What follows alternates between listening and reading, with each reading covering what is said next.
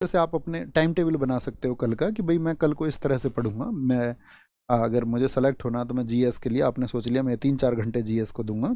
ठीक है, आपका एग्ज़ाम कौन सा उसके आधार पर। अब मान के चलिए आपके एग्ज़ाम में जीएस का रोल ही नहीं है, जीएस का रोल आपका 10% है, तो अपनी पढ़ाई का 10% तो देना पड़ेगा। यानी 10 घंटे आप पढ़ते हैं तो कोई 1 घंटा तो आपको देना पड़ेगा। ठीक है। और दूसरी चीज़ क्या होगी आपका, जैसे मान के चलो कहीं पर आपका 25% का सिलेबस है, आप 10 घंटे पढ़ते तो 2.5 घंटे जीएस को देना पड़ेगा।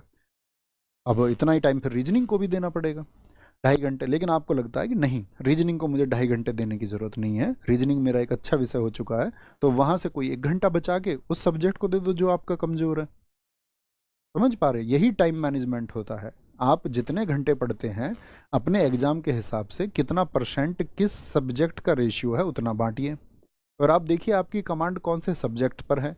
जिनको आपको कम समय देने की है उससे उतना ही समय आप क्या करेंगे वहाँ से बचा के उस विषय को दे दें जो आपका कमज़ोर है। चाहे वो कुछ भी हो, जीएस कमज़ोर हो, मैथ कमज़ोर हो, रीजनिंग कमज़ोर हो। कुछ दो साथियों का ऐसा होता है कि आपका मैथ बहुत अच्छा होता है और रीजनिंग कमज़ोर हो जाती है। ऐसा होता है, हाँ होता है, बहुत बार होता है। जो मैथ्स के अच्छे स्टूडेंट थे पीसीएम, उन्होंने रीजनिंग कभी पढ़ी नहीं। हाँ, एक टाइम के बाद में उनकी रीजनिंग बहुत अच्छी हो जाएगी, लेकिन रीजनिंग बहुत अच्छी होगी इसलिए ये ज़रूरी है कि उनका मैथ पहले से अच्छा हो सकता था। लेकिन रीजनिंग बहुत अच्छी हो जाए इस बात की गारंटी बिल्कुल नहीं है कि मैथ भी अच्छा हो जाएगा। ठीक है, तो ये होता है थोड़ा, तो इसको बोलते हैं अपनी अगले टाइम का मैनेजमेंट।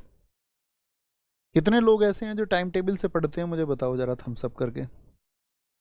फिर मैं आपको एक इनपुट देता हूँ कि एक रेगुलर टाइम टेबल मत बनाना कभी भी, एक लंबे समय के लिए उसको चेंज किया करो। निर्धारण, शेड्यूलिंग, झूठ मत बोला करो बस। ऐसे नहीं कोई भी चीज़ पूछी उस पर थम्स अप कर दिया। डेज शेड्यूल, सत्य बोलना सीखो।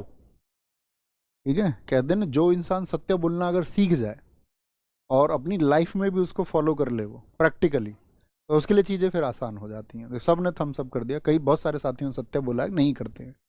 अगर आपको लगता है बगैर टाइम टेबल की चीज़ें सही चल रही हैं तो कोई दिक्कत नहीं है, बाकी मेरे हिसाब से होना चाहिए।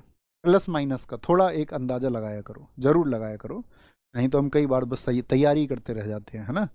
क्योंकि खुद को आप लोगों को आकलन तो करना होगा ना अपना, कि भाई मेरा ये विषय कमज़ोर है और इसके लिए मेरे ये टारगेट्स हैं। तो अपना एक टाइम टेबल बनाओ कि ये सब्जेक्ट में मुझे ये चैप्टर तब तक पढ़ना है।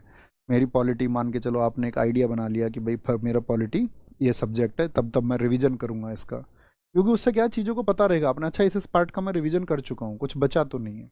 ऐसा नहीं है कि फिक्स उसी को फॉलो करना है। आपने 8 घंटे का टाइम टेबल बना लिया मान के चलिए, तो आप ये बोलेंगे नहीं मुझे तो 8 घंटे ही पढ़ना है। ठीक है, किसी दिन 7 पढ़ेंगे, किसी दिन 9 भी पढ़ लेंगे, लेकिन एक बहुत लंबे समय तक नहीं, उसको चेंज कर दिया करो। क्योंकि मस्तिष्क की अवस्था ये है कि अगर ये एक लंबे समय तक जिस स्टेज में रह लेगा इसको वही फिर चाहिए। अगर आपको कभी एक स्थिति की वजह से उसको बदलना पड़ा तो ये फिर उसके लिए तैयार नहीं होगा। तो इसीलिए छोटे टाइम टेबल सेट करना, छोटे टाइम टेबल्स। जैसे आपने देखा किसी का ताश खेलने में मन लग जाता है तो वो ताश ही खेलता है, क्यों? क्योंकि उसके माइंड ने स्पेस बना लिया है।